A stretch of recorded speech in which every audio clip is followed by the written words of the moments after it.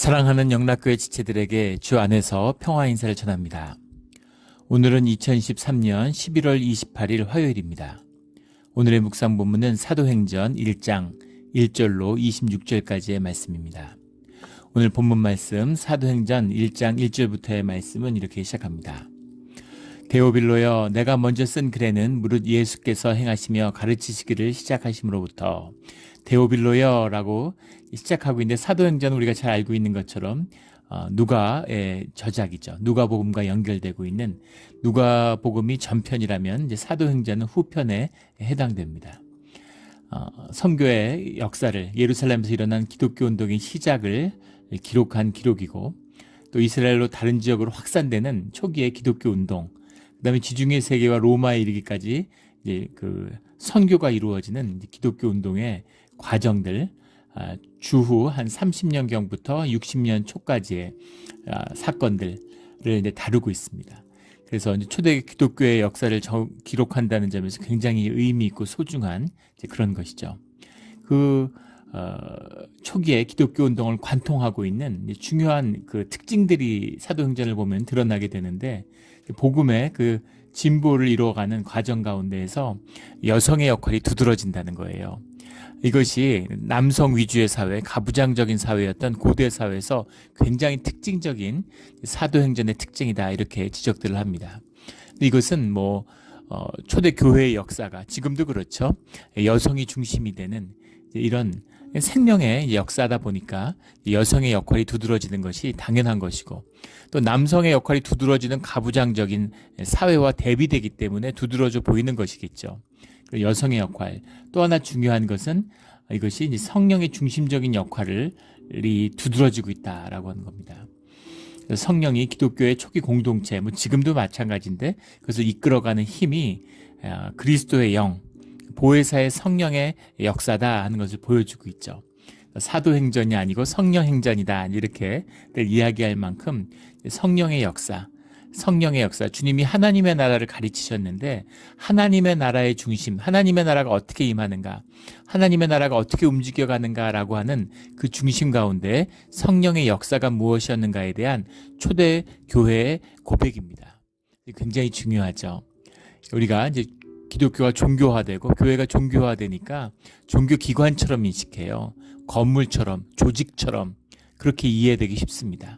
그런데 하나님의 믿음의 공동체 안에 살아계신 성령의 역사가 곧 교회죠.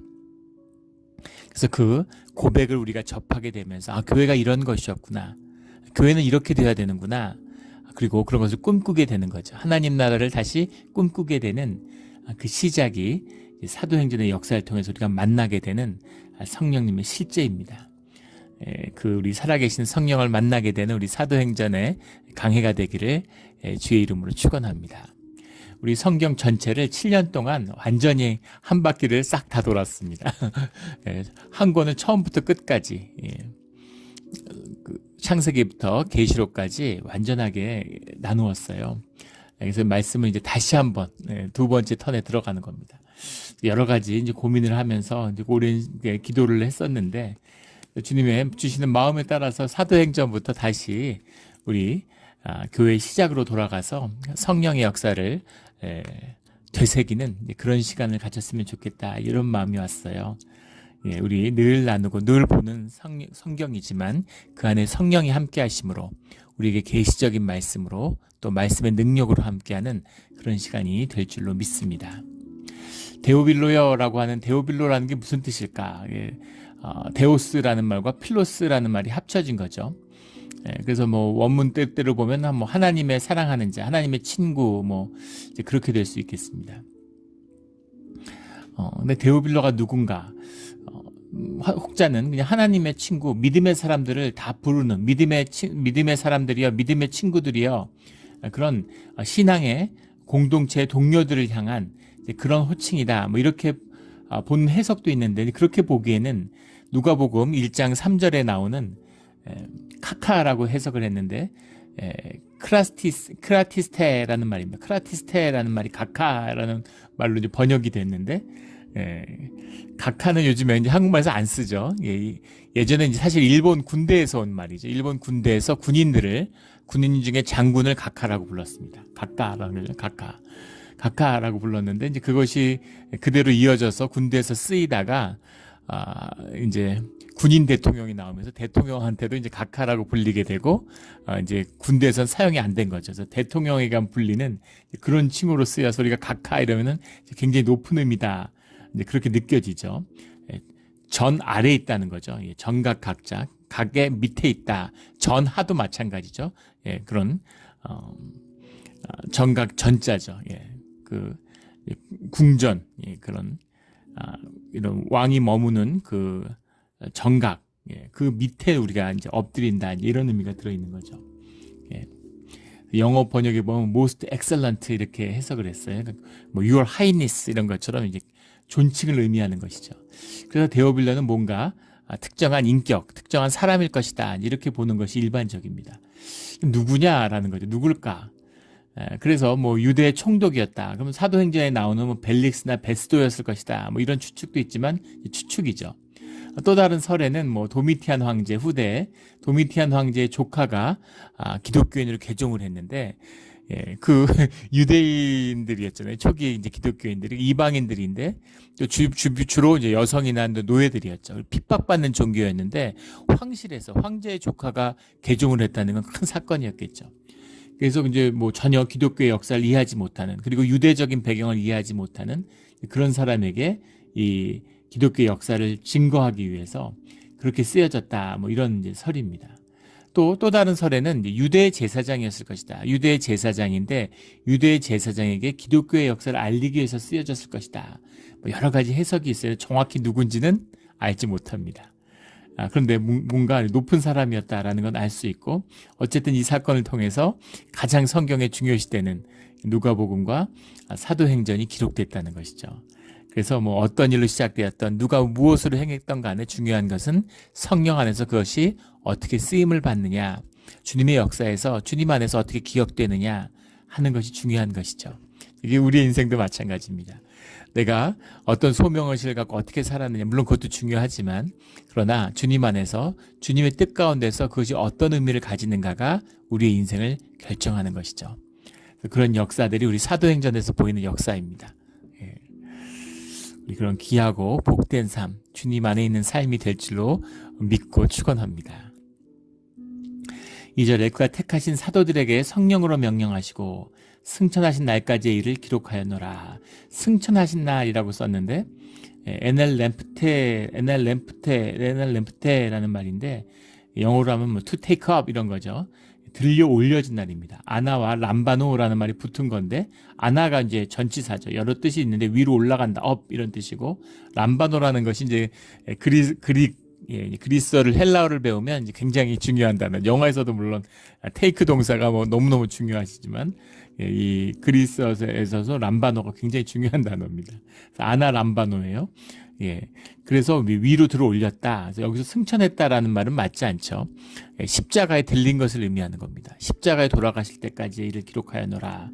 물론 뭐 뒤에 가면 주님이 이제 오순절의 사건, 올라가셨다 내려오시는 사건까지를 다 다루니까 뭐 그런 의미까지도 뭐 넣을 수는 있겠지만, 그건 의역이고 원문 그대로는 들려 올려주신 날까지, 물론 들려 올려주셨다는 말이 승천하는 의미로도 쓰일 수도 있겠죠. 들려 올리실 때까지 일들을 기록하였노라. 그냥 전편에 썼으니까 우리 누가복음의 얘기잖아요.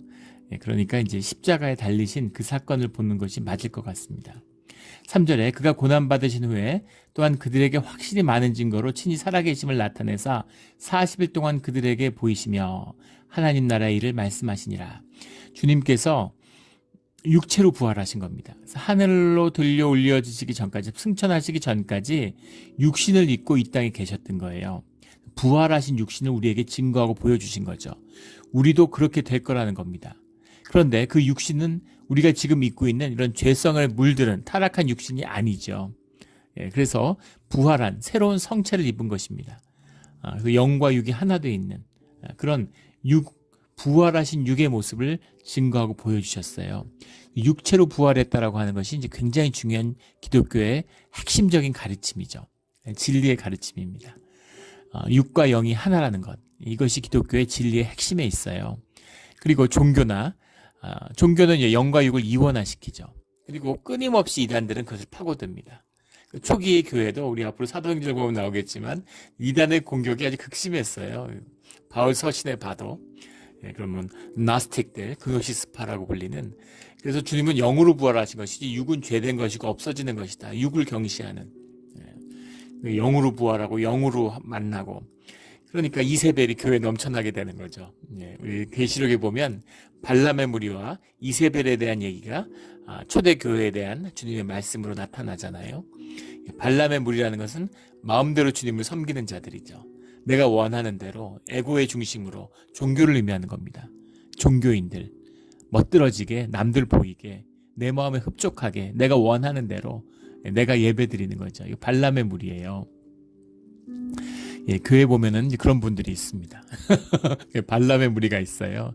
청개구리들처럼, 무슨 새벽 기도는 안 나오면서 철야 기도 드리자 그러고, 뭐 이런 사람들이죠. 내가 원하는 대로, 내 마음대로 하겠다는 겁니다. 어떠한 규율이나 질서를 받아들이지 않는, 질서를 허무는, 포도원의 밭을 허무는 여우 같은 그런 사람들이 종교인들입니다. 이세벨은 뭐냐면 직통계시를 받은 사람들이죠. 하나님하고 직접 통해요. 그래서 하나님 말씀 직접 듣기 때문에 교회 위에 앉아 있는 겁니다. 성전 꼭대기에 앉아서 교회를 시험하는 자, 그것과 하나 되어 있는 거죠. 그게 이세벨입니다. 이세벨과 그 발람의 무리가 영과 육이 분리됐을 때 나타나는 이단의 모습이죠. 영과 육이 하나 있는, 육신으로 부활하셨다는 게 굉장히 중요해요. 육신으로 부활하지 않았으면 부활이 무슨 의미가 있습니까? 뭐 할머니는 돌아가셨지만 내 마음속에 영원히 살아계셔. 이거 무슨 차이가 있어요? 똑같은 얘기죠. 그런 게 아니라 육신으로 부활하셨다는 겁니다. 그래서 이 땅에 40일 동안 계시고 우리 사복음서를 보면 10번 증거하셨죠. 10번과 40일이라는 것은 땅의 숫자죠. 4가 땅의 숫자고 땅의 10도 이제 땅의 충만함을 나타내는 숫자입니다. 40일이라는 것도 땅의 완전한 숫자입니다. 그리고 10번 나타나셨다는 것도 역시 땅의 역사를 의미하는 거죠. 그래서 이 말은 꼭 10번인지 뭐 11번인지 이런 차이가 아니라 온전히 땅에 대한 완전한 긍정이죠. 그 역사의 소중함. 마음의 정결함이 중요하지만 육신의 정결함이 없는 마음의 정결함은 있을 수 없죠. 그것처럼 땅의 일을 완전히 이루신다. 모든 것을 다 이루었다. 그래서 이루시고 이제 하늘나라로 승천하시는 거죠. 하나님 나라의 일을 말씀하신다. 하늘나라로 승천하셨다는 것도 그런 어떤 그 시대를 담고 있는 그런 표현이 담겨 있는 거죠. 물론 문자 그대로 하늘로 올라가시고 그걸 봤을 수도 있지만 무엇을 봤던 인간의 경험 속에 있는 것이잖아요. 그래서 그 본질적인 의미는 하늘이라는 의미가 뭐예요? 초월의 의미잖아요. 초월의 의미, 본질의 의미입니다. 본질과 우리의 현상이 실제화되는, 하나가 되는 이 하나님 나라의 비밀이죠. 계시록의 비밀입니다. 그 일들을 그 제자들에게, 사도들에게 보여주셨다는 겁니다. 그 가르침을 통해서 말씀하시고 그것의 원형적인 모습이 무엇인 것을 계시적으로 보여주셨다는 것, 증거하셨다는 겁니다. 육신의 증인이었던 제자들이 부활의 증인이 되는 것이죠. 그래서 오늘 말씀에 나오는, 오늘 말씀의 본문의 1장의 핵심은 이제 12사도 중에 비어있는 유다의 자리를 세우는 거잖아요. 증인을 다시 세우는 겁니다. 증인이라고 하는 것이 그 마터리라는 말이죠. 그 순교자를 의미하는 거예요. 순교자. 그래서 주님의 부활을 증거하는, 복음을 증거하는 자는 순교자가 되는 것이죠. 세상을 향하여 죽는 것입니다. 주님 안에서 부활하는 것이죠. 그런 증인으로 삼았다.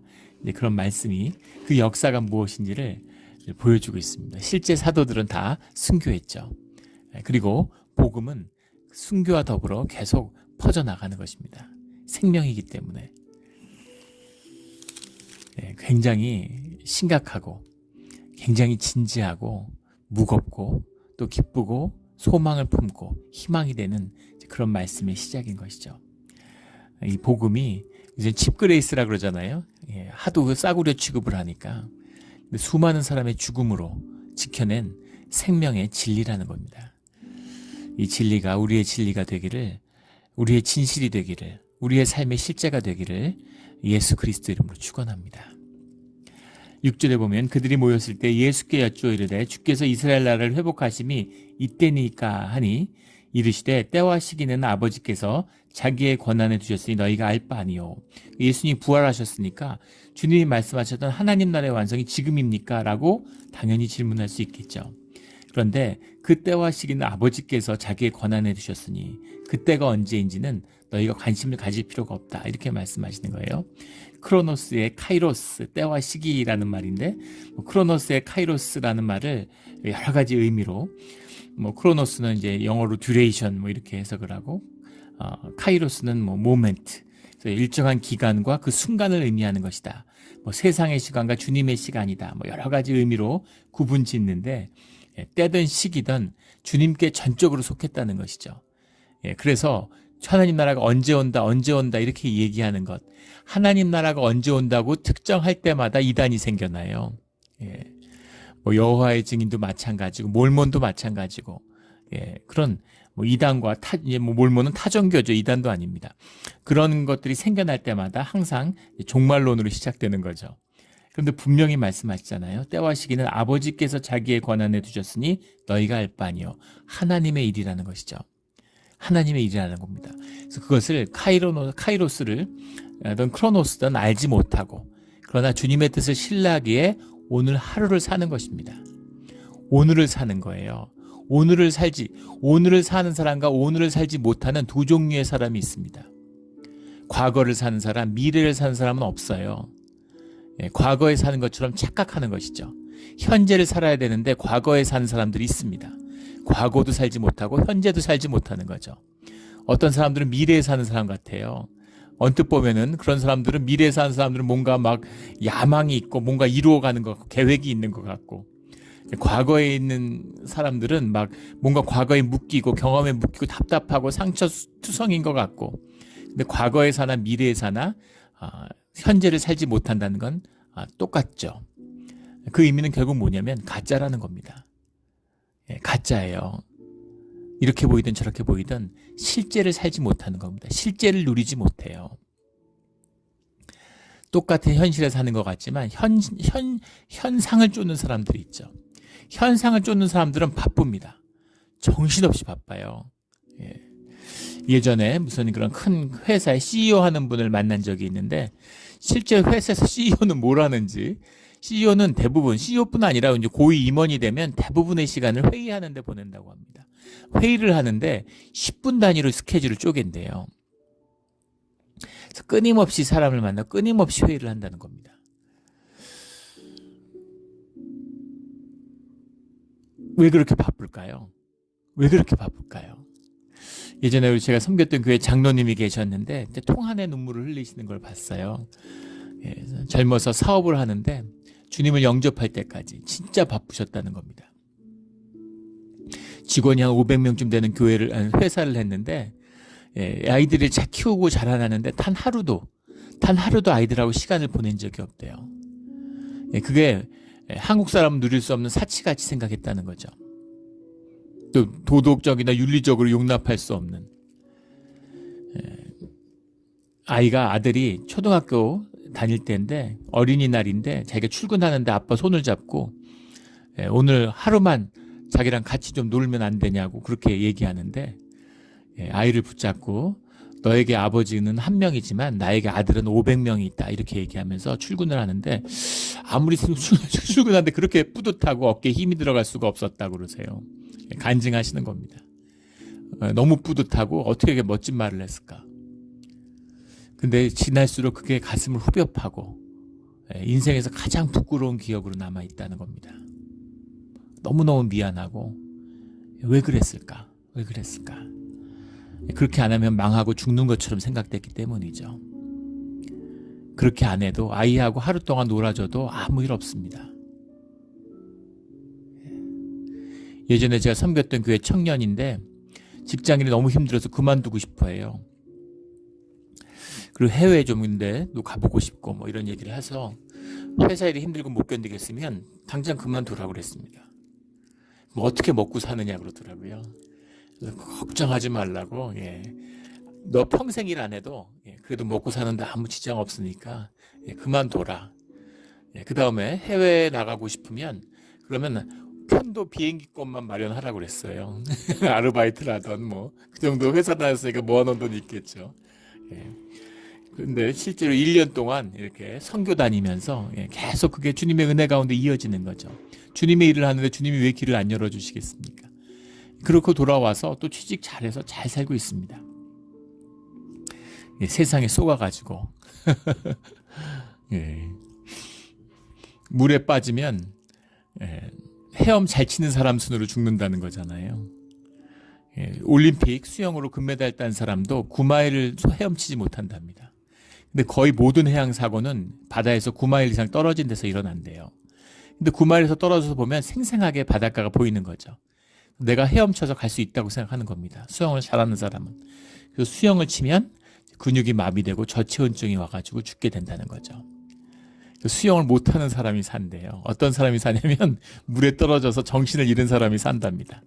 정신을 잃어버리면, 내 의식이 잠들어버리면 몸이 자연스럽게 무의식이 몸을 뒤집어서 얼굴을 밖으로 들이밀고 숨을 쉬게 만드는 거죠. 물에 둥둥 떠서 조류가 밀어내서 정신을 차리면 바닷가에 도착해 있는 겁니다. 이게 생명의 비밀이에요. 절대 죽지 않습니다. 또 죽으면 어때요? 부활하는데. 그런데 죽을까 봐 두려움에 떠는 것이죠. 이것이 현상을 사는 사람과 생명을 사는 사람들의 차이입니다. 또 종교적으로 이것을 왜곡해서 생명을 산다 그러면 뭐 두려움도 없고 슈퍼맨 되는 줄 알아요. 어떻게 두려움이 없습니까? 육신을 입고 사는데 두렵죠. 생존에 두려움이 있고 생존을 넘어서지 못하는데 어떻게 생명이 있어요? 교리적인 이야기가 아니죠. 그 생존이라는 그 아픔과 수치와 고통과 괴로움 속에서 주님을 만난 사람이 그 생존을 뛰어넘는 것이죠. 생존으로 살지 않는, 생존 가운데 생명이 피어나는 겁니다. 이게 진실의 역사예요. 그래서 어떤 삶이든지 그 깊은 곳을 깊이 파고 들어가는, 그 현상을 뚫고서 깊이 파고드는 사람은 진실을, 삶의 진실을 만나는 겁니다.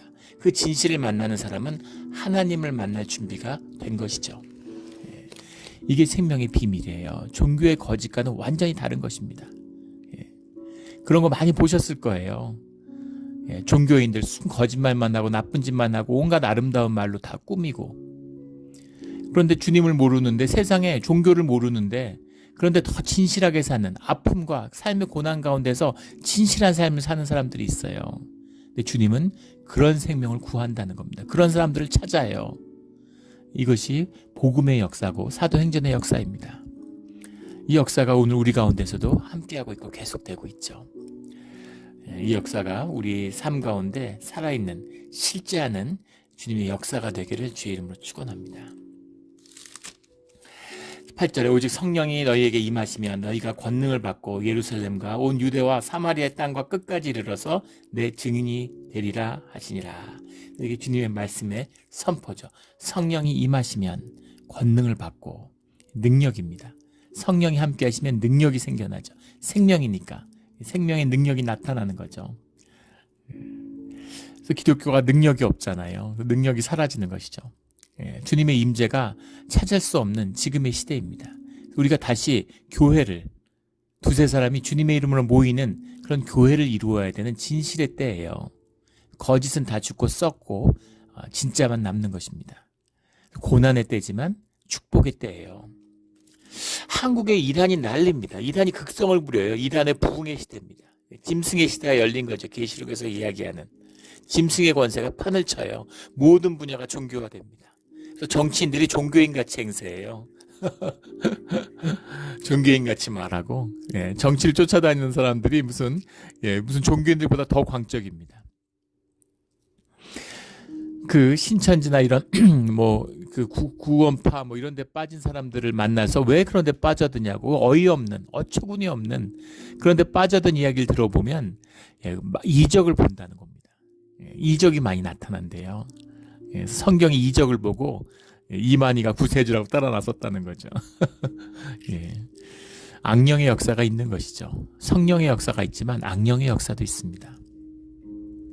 그래 중요한 게 뭐예요? 표적을 구하는 자는 결국 파워를 추구하는 will to power를 가진 자들은 표적을 쫓아서 악령의 길로 간다는 거예요.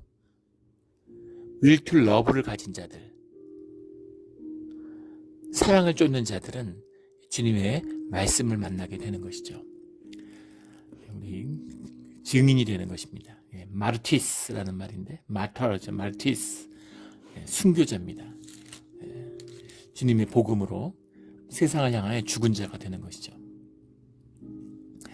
10절에 올라가실 때 제자들이 자세히 하늘을 쳐다보고 있는데 흰옷 입은 두 사람이 그들 곁에 서서 이르되 갈릴리 사람들은 어찌하여 서서 하늘을 쳐다보느냐. 너희 가운데 하늘에 올려지신 예수는 하늘로 가심을 본 그대로 오시리라 하였느니라. 이 땅 가운데 주님의 나라가 회복된다는 것이죠. 어찌하여 서서 하늘을 쳐다보느냐. 오늘 이 말씀이 마음에 울렸는데 어찌하여 서서 하늘을 쳐다보느냐. 종교잖아요. 하늘을 쳐다보고 있는 거죠. 주님이 좀 해주세요. 나는 못합니다. 근데 성령이 임하시면 우리의 삶 가운데 성령의 역사가 일어나면 나의 나됨을 받고 나의 생명이 피어나는 거죠. 뭐 대단한 일을 하라는 것이 아닙니다. 슈퍼히어로 되라는 것이 아니에요. 나의 나됨으로. 그러면 세상을 이겨요. 마귀의 권세를 이깁니다. 죽음의 권세를 이겨요. 예. 주님의 사람은 떠벌리지 않습니다. 활개치지 않아요. 잠잠하게 누가 알아줄 것도 없고 누구한테 인정받을 것도 없죠. 누가 날 인정하겠어요. 주님의 길을 가고 있는데 주님이 인정하시면 되는 거죠. 이렇게 잠잠한 삶 가운데 삶이 피어나는 것입니다. 그런 삶의 역사가 사도행전에 믿음의 우리 선조들이 어떠한 삶을 살았느냐, 순교자의 삶이 무엇인가 하는 것을 보여주고 있는 것이죠. 물론 성령의 역사도 나타납니다. 능력의 역사가 나타나죠.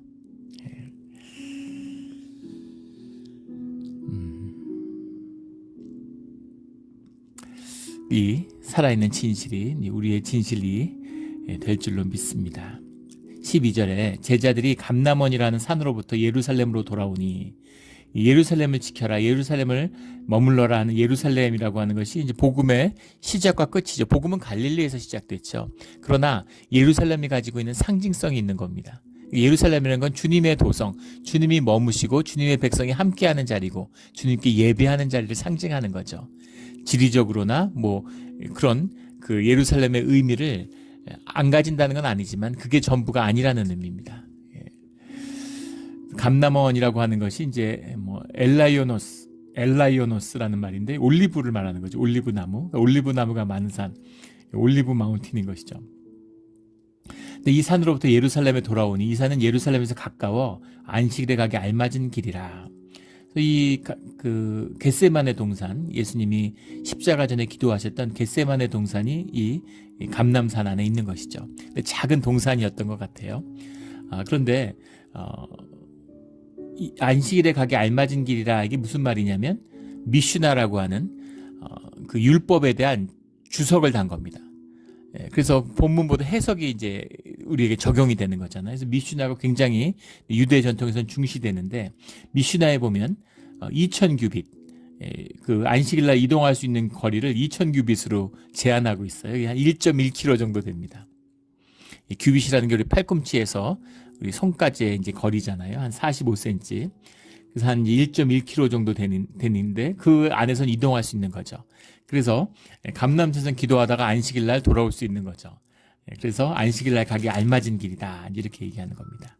그들이 이제 예루살렘에 모여서 그들이 유하는 다락방으로 올라가니 다락방으로라고 써 있는데 이제 마가의 다락방이죠. 토후페른이라는 말인데 토라는 게 정관사죠. 더입니다. 더후페른이에요. 그 다락방, 그러니까 누구나 다 아는 그 사람들이 늘 모이던 다락방, 마가의 다락방이죠. 초대교회가 시작되는 마가의 다락방입니다.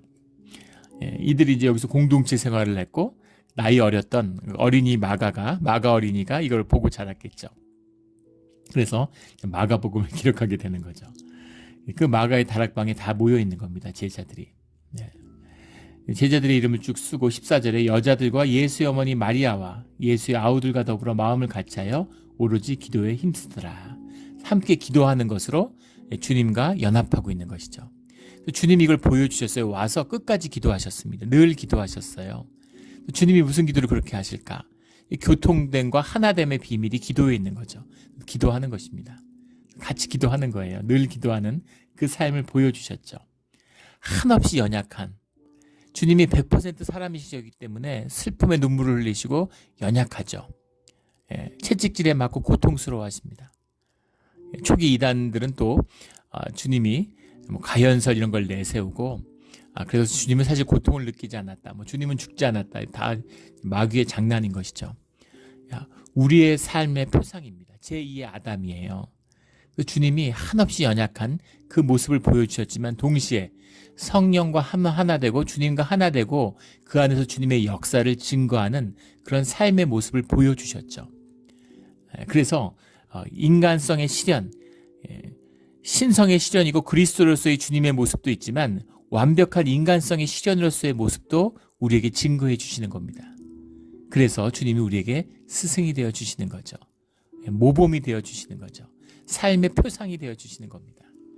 또 주님이 우리에게 기도하는 법을 알려주시고 또 주님이 기도에 힘쓰셨죠. 같이 모여서 기도에 힘쓰더라. 그래서 기도했다는 말이 뭐겠어요? 성령 안에서 주 안에서 하나 되었다는 얘기죠. 그래서 교회의 기초 가운데 물론 예배가 있지만 예배의 중심 가운데 찬양과 기도가 있는 겁니다. 말씀과 기도가 있는 것이죠. 기도하는 교회가 돼야 돼요. 그래서 기도해야 됩니다.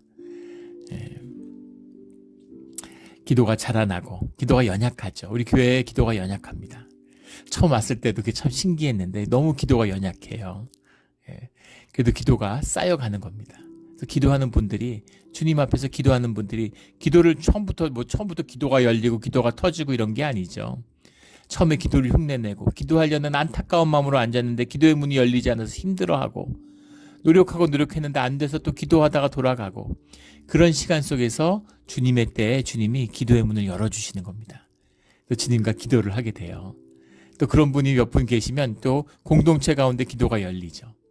그 기도가 하나 되고 성령의 역사가 일어나면 주님이 인도하시는 교회의 길이 열리는 겁니다. 그래서 기도가 먼저 열려야 돼요. 기도해야 되는 뜻입니다. 좀 시간이 오래 걸려요. 그러나 이게 진짜죠. 시간이 오래 걸리는 게 생명이고 진짜입니다. 태어났는데 다음날 어른 됐다. 이게 제대로 된 뭔가 잘못된 것이죠. 그런 건. 연약하고 부족하지만 세상의 눈, 정죄의 눈, 종교의 눈으로 교회를 바라보니까 교회 가운데 교회를 정죄하는 사람들이 많습니다.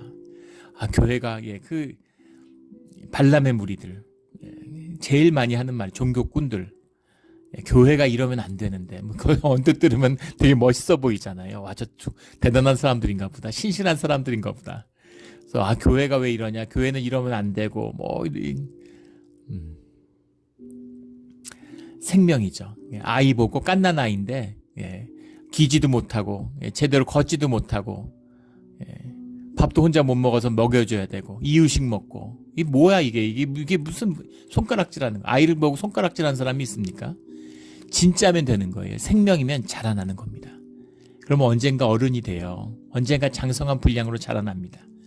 중요한 것은 진짜가 되느냐는 거예요. 중요한 것은 훈련을 받았느냐는 겁니다. 중요한 것은 주님 안에 있느냐는 거예요. 그것이 비밀이죠. 뭘 하고 못하고 그런 게 아니에요. 그런데 함께 모여서 마음을 함께하고 기도해야 되는 것, 이것은 진실한 것이고 이것은 진짜입니다. 이건 중요한 것이에요. 이걸 해야 되는 겁니다. 이게 되고 이게 자라나면 생명의 열매가 주렁주렁 열립니다. 생명의 나무가 주렁주렁 열려요. 인색함을 깨고 은혜가 이제 젖어드는 것이죠. 삶을 나누게 됩니다. 그러면 아주 작은 교회, 우리 초대교회들이 다 작은 교회였지만 역사를 바꿨죠. 그래서 성령의 힘, 성령의 능력이 무엇인가를 증거하고 있는 겁니다. 우리 이런 일들을 우리 교회 가운데서도 보게 될 줄로 믿습니다. 그래서 한 120여 명이 모여가지고 함께 계속 기도했어요. 120명이 다락방에 함께 사는 게 보통 일이었겠습니까? 군대 가서 30-40명이 한 4무반에 자도 충격을 받죠. 그 중에 2명만 코골아도 잠을 못 자요. 얼마나 사는 게 서로 부대끼고 힘듭니까? 훈련소에서는 그래도 양반이지 일선 부대에 가면 어떻겠어요? 그런데 120명이 다락방이 뭐 얼마나 컸는지 모르겠지만 커봐야 다락방 아니겠습니까? 거기 모여서 공동생활을 하는데 여러 힘든 일이 말도 못했을 겁니다. 매일 뭐 아침 저녁 샤워하는 시대가 아니잖아요. 화장실이 수세식이 아닙니다. 밥을 어떻게 해 먹었을까요? 그런데 이것을 은혜 가운데 주님의 기도하면서 성령 가운데 하나 되니까 힘든 일이 없었을까요? 무슨 마음에 막 이런 힘든 일들이 아마 매일매일 많았겠죠. 가족이 함께 살아도 힘든 일이 많은데 부모 자식이 부모님 와서 같이 몇 달 지내도 힘든 일이 많아요. 하물며 이 120명이 다락방에 모여서 함께 사는데 얼마나 힘든 일이 많았겠어요. 이들이 기도함으로 성령과 하나됨으로 그러므로 이 삶 가운데 은혜가 피어나고 이 삶 가운데 능력이 피어나는 겁니다. 이게 생명의 비밀이고 연합의 비밀이에요. 그 가운데 이제 15절부터 26절까지 사도를 다시 세우는 이야기가 시작됩니다. 12사도, 12지파를 상징하는 이스라엘의 구원을 의미하는 12지파의 사도를 세우는 거죠. 유다의 죽음에 대한 이야기가 나옵니다. 이 일이 예루살렘에 사는 모든 사람에게 알리어 그가 18절에 보면 불의의 싹으로 밭을 사고 후에 몸을 곤두박질하여 배가 터져 창자가 다 흘러나온지라. 복음서에 보면 제사장이 샀다고 하는데 뭐 누가 샀던 누구의 싹이든 그것은 별로 의미가 없는 차이가 없는 것이겠죠. 아겔다마라는 게 이제 피밭이라는 뜻인데 이 피밭을 누가복음이죠. 에서는 누가복음이 아니고 이 피밭이라는 것의 의미를 지금 어느 복음서인지 이제 무지한 죄 고린도전서겠네요. 고린도전서의 무지한 피해값이라고 그렇게 고백하고 있는데 그런데 이것을 여기서는 이 유다의 피로 이제 이야기하고 있습니다. 여러 전승이 많아요. 뭐 이렇게 흰놈의 골짜기에서 나무에 목을 맸는데 떨어지면서 벼랑으로 떨어지면서 그 돌에 찧어서 이제 배가 터졌다 이런 이야기도 있고 또 병에 걸려가지고 이미 중증에 걸려서 신병을 비관해서 목을 맸는데 그때 이미 몸이 굉장히 부풀어 있었다 뭐 이런 이야기도 있고 어쨌든 공통적인 것은 굉장히 비참한 최후를 맞이했다라고 하는 거죠. 비참한 최후입니다. 주님이 특별히 벌 주신 게 아니라 주님과 떨어져 나가면 그 자체가 비참한 것이죠. 이게 죄의 결과고 죄의 싹입니다. 저는 유다가 돌아왔다면 유다가 돌아와서 주님께 용서를 받으면 유다는 베드로보다 사도 바울보다 더 큰 일꾼과 전도자가 됐을 거라고 생각합니다. 죄가 클수록 은혜가 큰 것이죠. 근데 자기의 죄를 뒤집어 쓰고 쓰러지는 거예요. 에고의 문제죠. 우리 신앙 가운데 중심은 십자가밖에 없습니다. 십자가에 에고를 못 박았느냐 박지 않았느냐는 거예요. 무슨 능력이 있고 무슨 말씀이 있고 무슨 은혜가 있어도 에고를 다루지 않은 자, 십자가에 자기를 못 박지 않은 자는 결국 종교인이 되고 맙니다. 결국 마귀짓을 하게 돼 있어요. 이것이 본질입니다. 이렇게 유다가 떠나고 나서 증언할 사람 22절에 보면 예수께서 부활하심을 증언한 사람을 되게 하여야 하리라. 증언할 사람을 이제 그 가운데 세우는 것이죠. 그들이 두 사람을 내세우니 하나는 바사바라고도 하고 별명은 유스도라고 하는 요셉이요 하나는 마띠아라. 그래서 제비뽑기를 해서 이제 마띠아를 세웠다는 겁니다. 우리 제비뽑기에 대한 말씀을 여러 번 나누었죠. 주님의 은혜 가운데 제비뽑기가 뭐 대단한 것이 아니라 주님의 성령의 은혜 가운데 주님의 뜻을 분별하는 도구로 쓰는 것이죠. 그래서 중요한 것은 성령이 함께했기 때문에 성령의 세우심을 받았다는 겁니다. 주님의 세우심으로 12사도가 세워졌다. 그 유스도는 요셉은 상처받지 않았을까? 네. 여기서 세움을 못 받았으면 왜 나는 세움을 못 받았을까? 근데 그런 게 있을 수 없겠죠. 주님이 주시는 직분을 받는 것입니다. 은혜로 감사함으로 또 동시에 사명으로 소명으로 받는 겁니다. 순교자로 받는 거예요. 죽음으로 받는 것입니다. 순교함으로 복음을 선교하는 자, 그것이 교회의 사명이고 전도자의 사명이죠. 그 사명을 받았다. 주님의 뜻 가운데 이루어진 것이고 주님의 질서를 이루어가는 것이다 라는 겁니다. 이 질서를 이루는 것이 주님 안에서 굉장히 중요한 실제적인 본질적인 역사의 한 부분이라는 것을 성경의 신구약을 통틀어서 볼 수 있게 되죠. 주님이 움직여 가시는 질서가 있어요. 섭리라고 부르는 그 질서를 이루어 가야 되는 것이죠. 그 질서를 이해하는 것은 또 굉장히 중요한 일입니다. 그것이 무엇인지가 사도행전 가운데 나오는 거죠. 우리 말씀에 깊이 깨달아 이 동일한 하나님, 동일한 성령 하나님이 우리와 함께 하세요. 그래서 이 사도행전의 역사를 이끌었던 주님이 오늘 우리 가운데, 우리 교회 가운데 역사하실 줄로 믿습니다. 함께 마음을 모아 기도하는 우리 모두가 되기를 주의 이름으로 축원합니다. 아멘. 기도드리겠습니다. 하나님 아버지 감사합니다. 주님이 주신 은혜로 또 도전하는 마음으로 우리 사도행전의 말씀을 다시 보게 됩니다.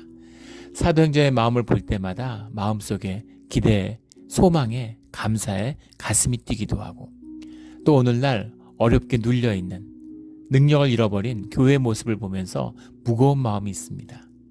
하지만 주님을 믿고 주님의 말씀으로 함께하며 이 초대교회 역사에 함께했던 그 믿음이 오늘 우리의 믿음이 될 수 있음을, 동일하신 성령 안에서 그 역사가 오늘 우리의 역사가 될 수 있음을 말씀하여 주시니 감사합니다. 주님, 그 역사를 보게 하여 주시옵소서. 주님이 가시는 길에 일부가 되기를 소원합니다. 감사하며 예수 그리스도의 이름으로 기도드렸습니다. 아멘.